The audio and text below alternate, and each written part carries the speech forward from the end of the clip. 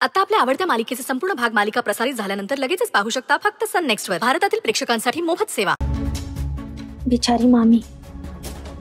मामी, डॉक्टरांनी तुला सांगितलं असेल ना तुझ्याकडे किती दिवस राहिलेत ते. पण तू काळजी करू नकोस. अंजली, हे बघ, मामी नसली ना तरी आम्ही आहोत.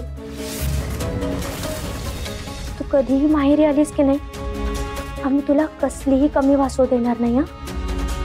आणि कधीच नाही. ए, काही आजारी बिजारी नाही. मी आली मोठी, माझ्या लेकीचं माहेर पण करणारी, चांगली ठणठणीत आहे मी. अजून 50 वर्षात जगणार आहे.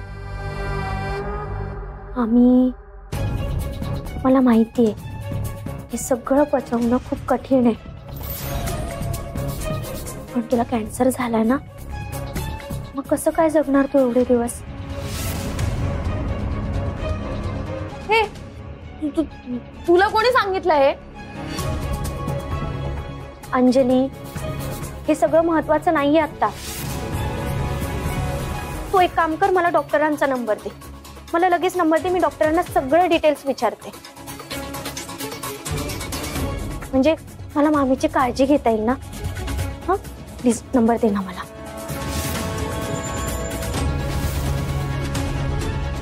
काय झालं? देतेस ना नंबर? अंजली, मला काळजी वाटते ग मामीची. दे ना. काय झालं? तुम्ही दोघी अशा गप्प का झालायत?